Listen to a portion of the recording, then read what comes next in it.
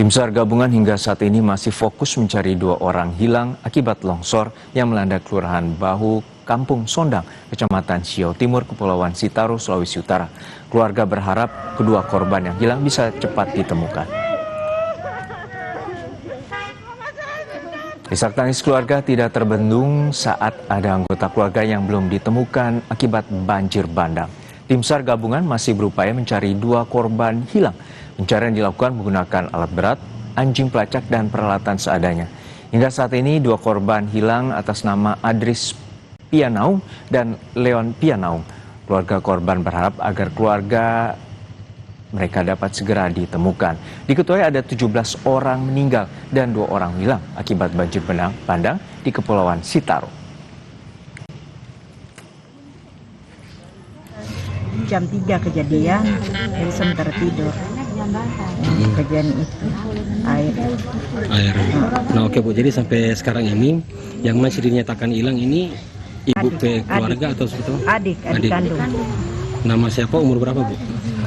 Nama Adris Pianaung. Sama adik Leon Pianaung. Kami keluarga besar bisa ditemukan hari ini.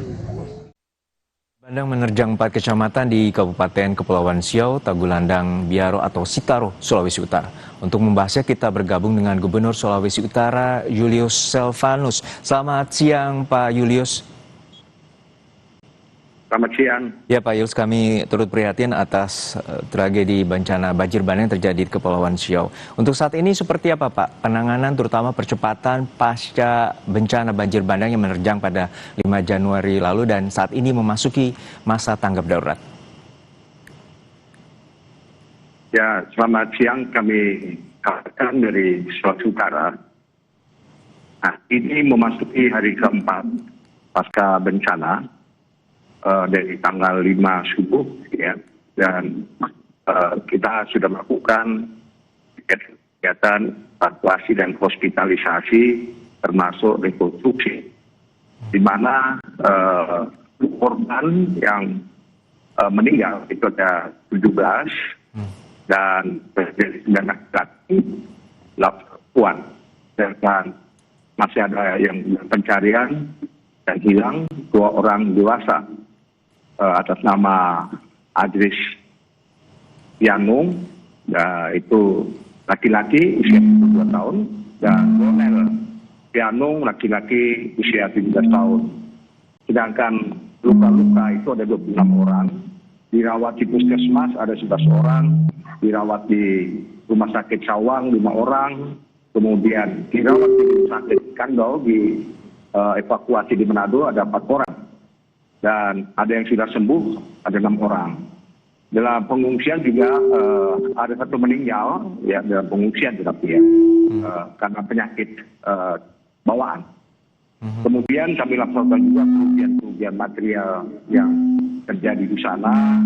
Dalam pendataan yang saat ini sedang intens, ada rumah hilang itu kurang lebih 30 unit, kemudian rumah rusak berat itu ada 52 unit, dan rusak sedang itu ada 29 unit, dan rusak ringan 89 unit. Ya, sejauh yang ini rusak ringan ini masih ada masyarakat tinggal di rumah-rumah mereka. Sedangkan perkantoran juga ada 1 kantor Polres di Sitaro juga mengalami kerusakan. Kemudian fasilitas umum lainnya ada kios hilang, bengkel hilang 1, kemudian toko milik masyarakat juga 1 unit hilang. Ya, Pak Julius, untuk saat ini seperti apa bantuan bagi warga, terutama yang mengungsi? Ya, jumlah pengungsi sekarang ini ada 160 kakak, ada 567 jiwa, dan itu tersebar di 6 titik pengungsian. 6 titik pengungsian, ada 4 di posko pengungsian dan 2 di rumah keluarga. Dukungan personel untuk personel pemulihan ada 510 yang kami kirim ke sana, TNI, Polri, dan Basarnas dan teman-teman lainnya. Kemudian dukungan alat berat juga saat ini ada 9 unit, ada 7 eskavator dan 2 dozer.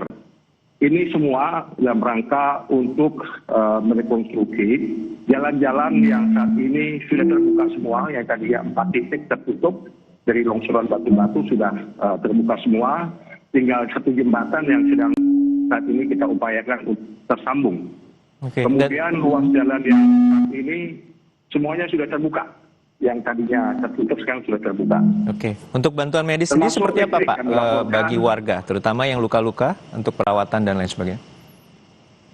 Ya, luka-luka di sini semua luka-luka karena dia terseret arus, di mana arus waktu itu air membawa batu dan kayu-kayu, lumpur, sehingga mengakibatkan banyak luka di badan, kaki, yang semuanya membutuhkan perawatan. Dan ini saat ini kami intens untuk melakukan hospitalisasi, perawatan secara intens, tim kesehatan juga kita turunkan secara masif. Dan tentunya ini semua sedang berjalan, dan kami laporkan juga saat ini ada 5 desa yang padam dan dari listrik, dan 3 desa sudah normal, tinggal 2 desa lagi yang masih kita upayakan hari ini kembali ke normal.